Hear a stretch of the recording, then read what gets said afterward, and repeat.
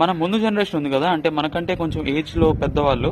So వాళ్ళలో చాలా మంది, అంటే నాకు తెలిసిన చాలా మంది వాళ్ళలో ధోని ఇంటర్నేషనల్ క్రికెట్ రిటైర్మెంట్ ఇచ్చిన తర్వాత క్రికెట్ చూడడం మెల్లగా తగ్గించేశారు.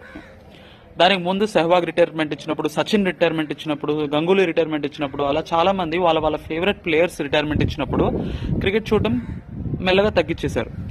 అండ్ నాకు అప్పుడు అర్థమయ్యేది కాదు, ఏంటబ్బా వీళ్ళు వాళ్ళ ఫేవరెట్ ప్లేయర్ రిటైర్మెంట్ ఇచ్చినంత మాత్రాన ఆ పర్టికులర్ స్పోర్ట్ మీద వాళ్ళకి ఇంట్రెస్ట్ అలా తగ్గుతోందబ్బా అని చెప్పేసి నాకు అనిపించేది.